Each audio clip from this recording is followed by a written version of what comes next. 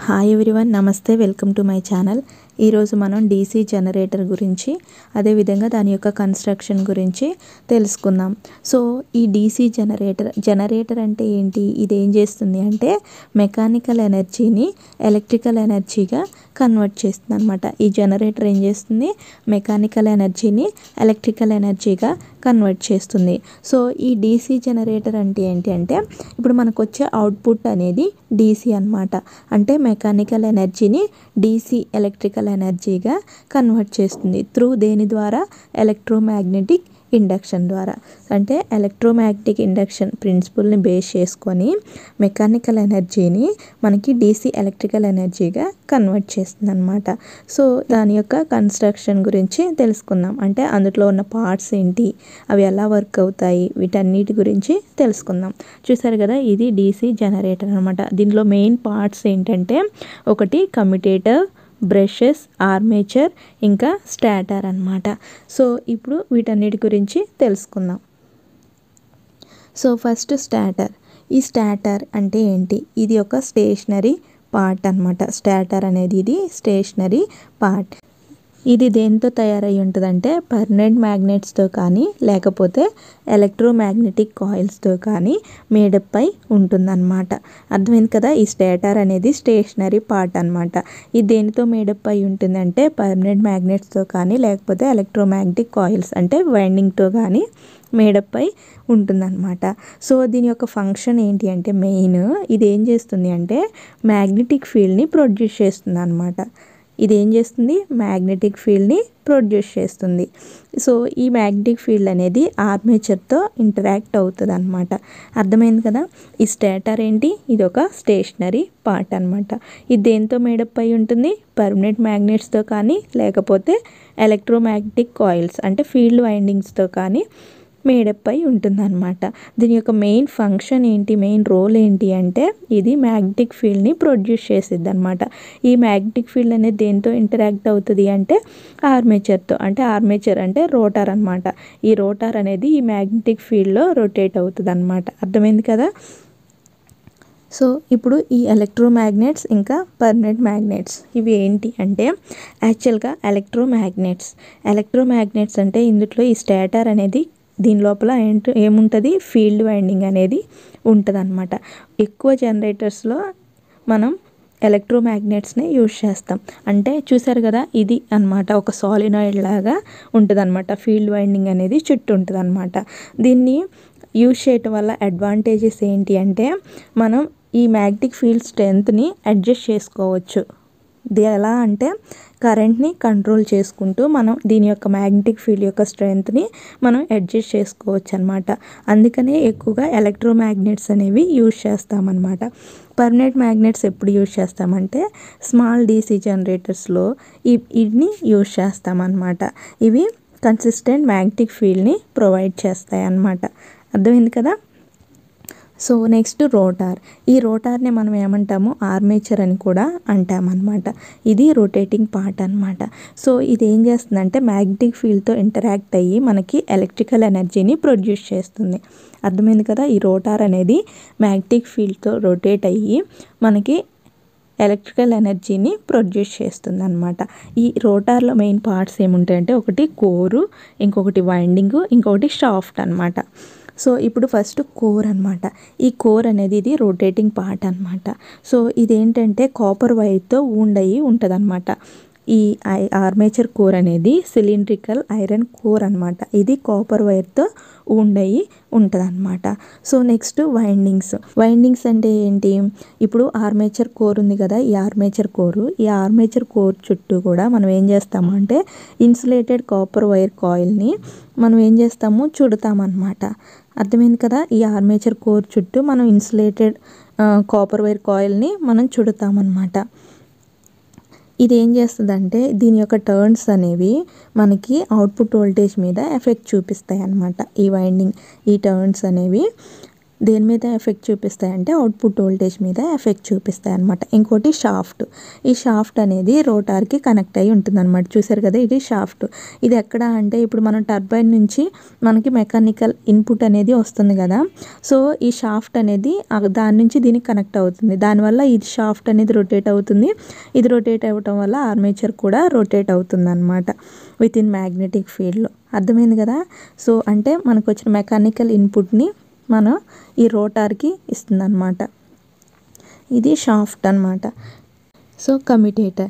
ఈ కమ్యుటేటర్ అనేది ఒక డివైస్ అనమాట. చూసారు కదా, ఇక్కడ రోటార్ అనేది ఉంటుందన్నమాట, ఆర్మేచర్ రోటార్.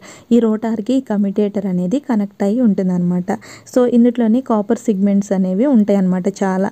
ఇవి ఒకదానికొకటి డిఫరెంట్గా అంటే సపరేట్గా ఇన్సులేట్ అయ్యి ఉంటాయి అన్నమాట. ఇవి ఒక రింగ్ లాగా ఉంటాయి అన్నమాట. అర్థమైంది కదా. ఇది కమ్యుటేటర్ అనమాట. దీన్ని ఏమంటారు, కమ్యుటేటర్ అని అంటారనమాట. సో దీని యొక్క వర్క్ ఏంటి అనేది చూద్దాం. చూసారు కదా, కనెక్షన్ టు ద ఆర్మేచర్. మనం ఏం చేస్తాము, ఒక ఎండ్ని ఆర్మేచర్కి కనెక్ట్ చేస్తామన్నమాట. కాబట్టి ఆర్మేచర్తో పాటు ఈ కమ్యుటేటర్ కూడా రొటేట్ అయ్యి ఉంటుంది. నెక్స్ట్ వచ్చేసి బ్రషెస్ అనమాట. సో ఈ బ్రషెస్ అనేవి ఈ కమ్యుటేటర్కి కనెక్ట్ అయ్యి ఉంటాయి అన్నమాట.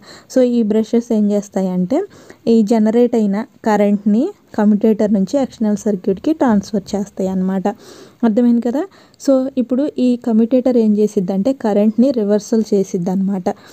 అంటే ఇప్పుడు ఆర్మేచర్ అనేది మ్యాగ్నెటిక్ ఫీల్డ్లో రొటేట్ అవుతున్నప్పుడు మనకి కరెంట్ అనేది ఇండ్యూస్ అవుతుంది. సో ఇదేం చేస్తుందంటే ప్రతి ఎవ్రీ హాఫ్ టర్న్కి దాని యొక్క డైరెక్షన్ని చేంజ్ చేస్తుంది అనమాట కమ్యుటేటర్ అనేది. సో మనకి ఇప్పుడు కమ్యుటేటర్ లేకపోతే మనకు వచ్చే అవుట్పుట్ ఏంటి, ఏసీ అవుతుంది అనమాట. సో ఈ కమ్యుటేటర్ ఏం చేస్తుందంటే కనెక్షన్ని రివర్స్ చేసిద్ది. అలా మనకి ఈ కరెంట్ అనేది సేమ్ డైరెక్షన్లో ఫ్లో అవుతుంది. సో మనకి డీసీ అవుట్పుట్ అనేది వస్తుందన్నమాట. Next brushes. ఈ బ్రషెస్ ఏంటి అంటే ఈ బ్రషెస్ కార్బన్ బ్రషెస్ అన్నమాట. ఇవి ఎందుకు యూజ్ చేస్తామంటే వీటికి గుడ్ కండక్టివిటీ అండ్ లో ఫ్రిక్షన్ అనేది ఉంటుంది కాబట్టి మనం కామన్గా కార్బన్ బ్రషెస్ అనేవి యూజ్ చేస్తాం. సో ఇవి ఎక్కడ అంటే చూసారు కదా, ఇది కమ్యుటేటర్ అనమాట. ఈ కమ్యుటేటర్ దగ్గర ఇక్కడ బ్రషెస్ అనేవి యూజ్ చేస్తాం.